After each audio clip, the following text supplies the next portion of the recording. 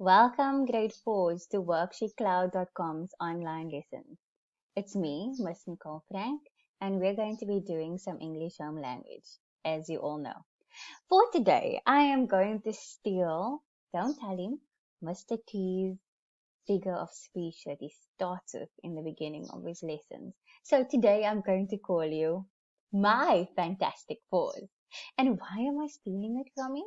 Because we are busy with figures of speech. And remember from yesterday's lesson, we looked at alliteration. And Fantastic Fours is a great example of alliteration. So, Fantastic Fours, don't tell Mr. T, we are going to continue with our figure of speech lesson today. And we're going to learn two new figures of speech. So, let's not waste any time. As you know, grade 4s, if you have any questions about this lesson, besides squealing on me to Mr. T, you can send your questions or queries to grade4 at WorksheetCloud.com, and we will try and get back to you as soon as we can after this lesson. So, like I mentioned in the introduction, we are looking at figures of speech, and we're going to continue with the ones that we finished off yesterday. The lesson outline for today, we're going to go back and do a sentence a day, but we're going to change it up a little bit. So please don't think of too many parts of speech yet, because we're going to be looking at something other than parts of speech today. And then we're going to do some revision of yesterday's work.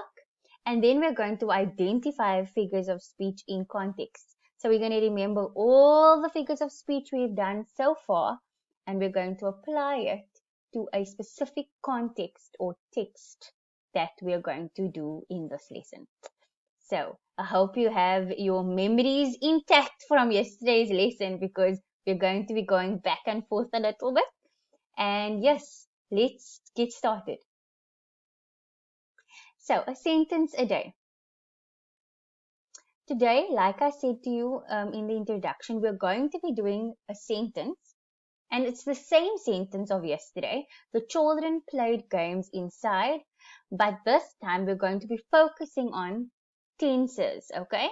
So we're not going to be looking at parts of speech today. We're going to be looking at tenses, because with a sentence we can do many things. We can do punctuation, we can do subject, verb, object. So for the purposes of this lesson, I want us to look at simple tenses. And in this sentence, the children played games inside, I want you to firstly identify which simple tense it's already written in. So take a few seconds, grade 4s, and think about it. And write it down if you have a page and a pencil in front of you, or shout it out loud. I'm going to give you a few seconds for that.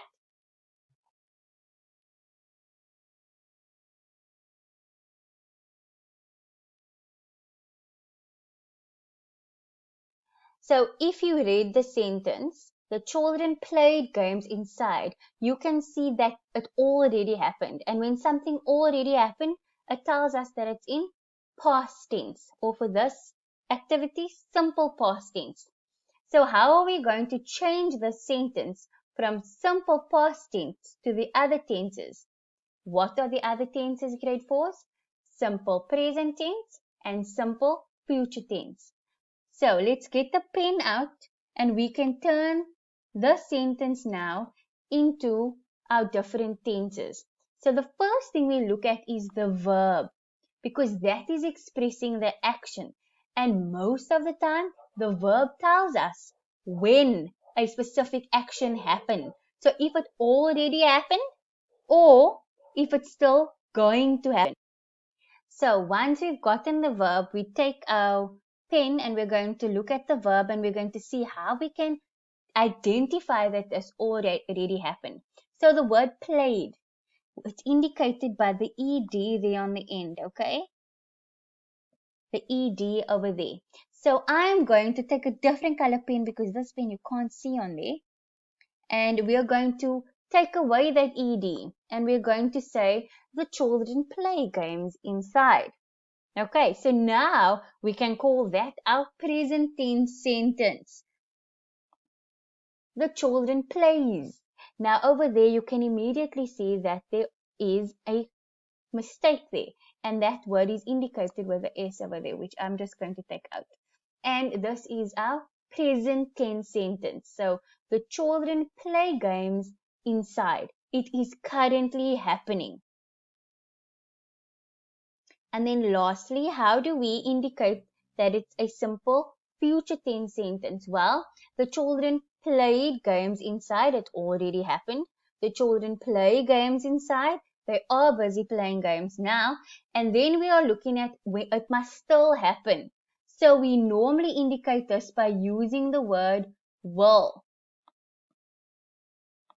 So we normally say the children will play games inside. So let's see if that is correct, grade 4s. The children will play games inside. And that is indicated by our simple future tense. So in this activity now, instead of doing the past of speech, we actually change the sentence into its different tenses. So like I said, we're going to continue with our figures of speech. Before I continue with the new figures of speech, let's go back and think of what we've already learned. So we've learned what a simile is. We've learned what a metaphor is, alliteration. We've learned about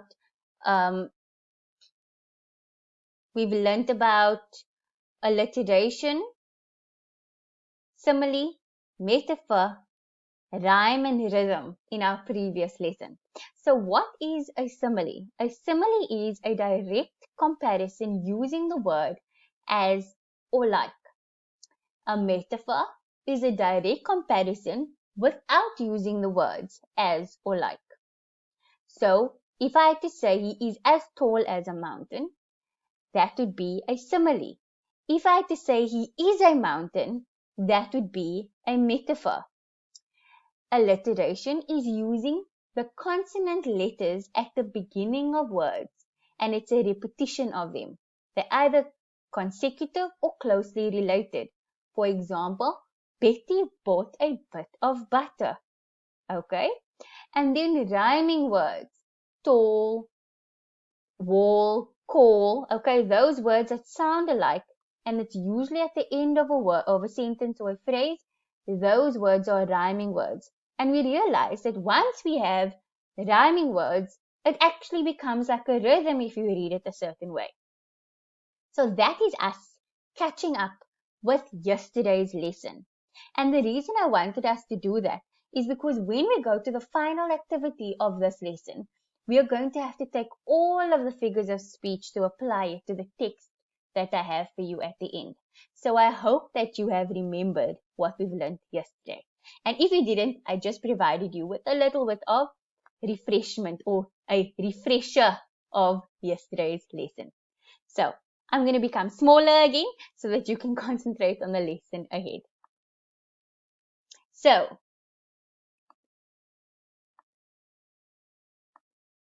personification. Personification gives lifelike qualities to inanimate objects. What does that mean? It gives emotions, qualities, or feelings to things that aren't usually alive. So, for example, the bag happily bounced behind her. Now, a bag can bounce, yes, because a person is wearing the bag and the bag can be bouncing at the back of her or him. But in the sentence, it sounds like the bag has an emotion, the emotion of happiness. So in this particular sentence, suddenly it sounds like the bag is alive and it has emotions. Once that happens, we know that it's personification. It is used to create effect. So the bag isn't alive and feeling happy, but we are creating an image now of, and you can see it, of a bag bouncing at the back of someone. The desk shook in anger. Now, desks can't shake on their own.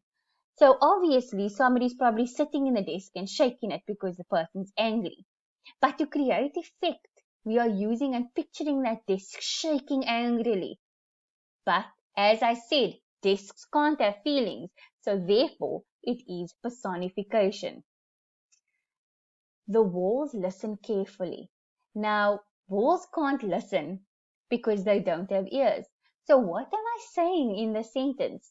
Well, I'm saying that somebody is listening to your conversation or eavesdropping on your conversation.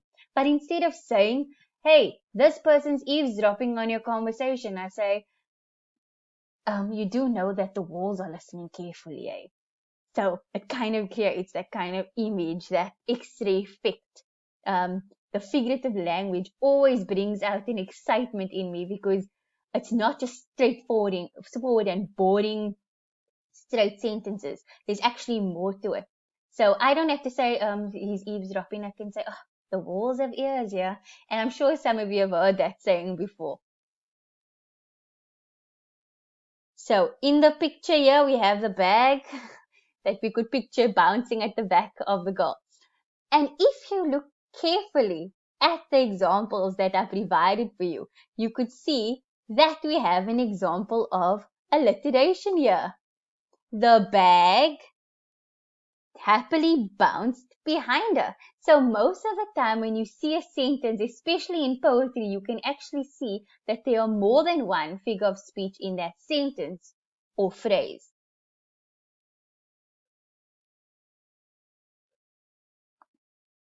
The next one we're going to look at is onomatopoeia. Now I'm going to say that word again, onomatopoeia, because this word gets mispronounced all the time. And let's not get into the spelling, because even I spell it wrong sometimes, grade 4s. So please look at the word and repeat with me, onomatopoeia. Very good, grade 4s. I hope you were shouting that word out loud. So, onomatopoeia is when a word indicates a sound. So, for example, boom, bang, buddy, ba, ba, ba. Please say that with me, grade 4s. Boom, bang, buddy, ba, ba, ba. So as you can see, that is words, but it makes sounds, okay? You can actually feel the rhythm of that. But that's actually not the example I wanted to show you. I just wanted you to see how we can create sounds using words. So, boom, crashed the car. The sound boom is used as a word here. So when that happens, we call that onomatopoeia. Listen to the pitter-patter of the raindrops. So the sound that the raindrops make, we are giving it a sound. We're giving words to that sound, and we're saying the pitter-patter of the raindrops. That is an example of onomatopoeia because it represents a sound. It is also an example of alliteration because as you can see, P, P, pitter, patter. And then the last one, the cat went meow the entire night. So the word meow is a sound, and because it's written in a word, it is an onomatopoeia, an example of onomatopoeia. So I thought to myself, if I'm going to speak about a cat here, I obviously now have to show you some kittens. Right, grade 4s. So we have now found out what the two other figure of speeches are. So now we are going to move on to the activity. In this activity, we're going to use the figures of speech in context, which means that we're going to put a text up on the screen, and we are going to use our knowledge of figures of speech to see if we can identify them. So we could use some practice, or at least I can. So we are going to read a poem, or I'm going to read a poem for you, and you can obviously read on your own wherever you are. And I am going to start now. I just love my pet. From the day we met, he was just connected. You know what I mean? He's the best friend you would ever have seen. Sneaky Snowy, we like to say. He always creepily creeps up on you every day. He's like a mild little mouse, You can't hear him woofing around the house. My Snowy, he is my rock, always by my side, loving me until the very end. He will be my furry best friend. So as you can see, I've written a poem about my dog Snowy. And we can give this poem a title. So you can give it your own title wherever you are. But I think I'm going to call this poem My Dog Snowy. So I'm going to read it again, and this time you're going to follow and see if you can identify any figures of speech as I read it. I just love my pet. From the day we met. We just connected, you know what I mean. He's the best friend you would ever have seen. Sneaky Snowy, we like to say. He always carefully keeps up on you every day. He's like a mild little mouse. You can't hear him woofing around the house. My Snowy, he is my rock, always by my side, loving me until the very end. He will be my furry best friend. So, grade 4s, I'm going to leave this on the screen for you for a little while, and I want you to identify the different figures of speech, or as many figures of speech as you can find in this poem. And I've put the figures of speech on the side over here so that you can connect them once you found them. So for a few seconds, I'm going to leave you to it. Try and find as many as you can, and then try and match them to the figures of speech on the side over here. Good luck.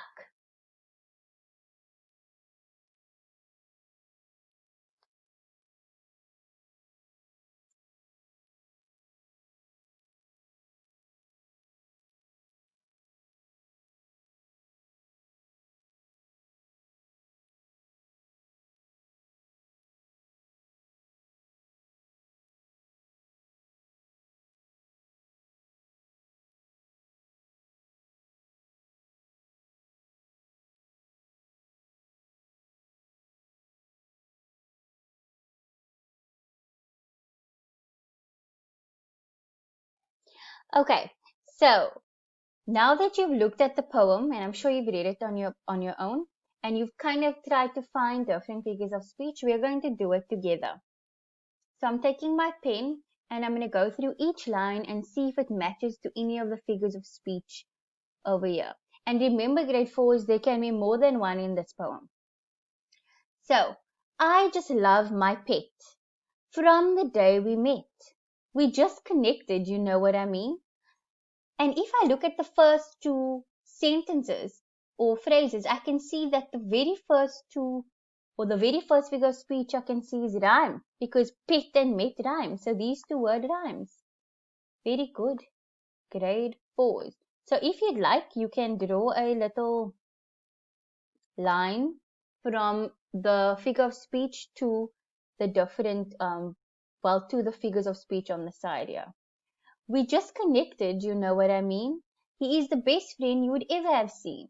So mean and seen also rhymes. Okay, those two words rhymes together, and it's also an example of rhyming words. So I'm going to draw an arrow over there. So make sure there aren't any other figures of speech in this paragraph or in this verse, grade 4s, and we're going to go on to the next verse. Sneaky Snowy, we like to say, and there I see it. It is alliteration. Sneaky Snowy, we like to say. So I could use this and just make a little something on top there to indicate my alliteration, and I can draw a line to it. He always carefully creeps up on you every day. So here I have another alliteration, example of alliteration here. Carefully creeps. And I also have two rhyming words over here, say and every day. So I can again draw my line to rhyme, and then obviously my carefully creeps would be to alliteration. And then he is like a mild little mouse. I see a very popular word there, like. And like quickly indicates that this is a simile. He is like a mild little mouse. It's a simile. And I have another form of figure of speech in this sentence, so I'm going to use a different color, and that is mild and mouse, because they are closely related and they both start with the letter M. So I don't know if you saw that, and I'm going to rather draw a circle around it, grade 4, so that you can actually see it. And then the word like is indicated, and we now know that that is a simile. You can't hear him woofing around the house. So here we have a rhyming word or rhyming words, mouse and house. Rhymes, so that I can underline or circle too. And then with woofing around is I'm indicating a sound. And when I do that, I am telling, well, the audience or the readers that I'm using onomatopoeia. So here I have onomatopoeia, and I'm drawing an arrow there, and I just indicated the simile with the S over there because I don't want to make it too confusing by drawing a long line or arrow over there. And then my Snowy, he is my rock. Here I am comparing Snowy to a rock, and when I use a comparison using as or like, it's a simile. But if I don't use as or like, it is a metaphor. So he is my rock. I am saying that Snowy is strong and he's someone that I can lean on. So therefore it is a metaphor. And always by my side, loving me until the very end, he will be my furry best friend. And in the end of this poem, I have again my rhyming words. And if you looked very carefully, you would notice that not only do I have rhyming words, I also have another example of alliteration. Furry best friend. Furry friend. So, that is how we can identify figures of speech in context. So we use the poem, and when we're going to learn to write our own poems, which we're going to do grade 4s, then we're going to see how we can make up figures of speech to put in our poem, to create that image. And this kind of poetry, when we're writing poetry and we're using figures of speech, the imagery is amazing. Okay? Besides the imagery, also the rhythm, because the rhyming words creates that rhythm. I just love my pet from the day we met. That is something that kind of you can feel when you are reading it, especially if you are reading it aloud. So my challenge to you today, grade 4s, is to read this again when you have time, and I'll provide this poem for you in the activity section after this lesson, and you can read it aloud and kind of circle and draw around your figures of speech in this poem like I've done now for you. So, grade 4s, I hope you've learned from me. I hope you understood this lesson and that you remembered all the figures of speech. And if you have any questions about this lesson, you can send an email to grade4@worksheetcloud.com. An activity is provided for you after this lesson. But like I said, it's going to be the poem. You can read it, you can interact with it, draw circles around the rhyming words, etc. There's also another activity for you where you can do an activity and work out the different figures of speech, and there's a memo also with it. So, fantastic 4s. I hope you enjoyed this lesson and you've learned a lot, and that you've understood especially the lovely alliteration that I stole from Mr. T, which you're not going to tell, by the way. So I hope you enjoyed this, grade 4s. From me, Miss Frank, have a wonderful day and goodbye.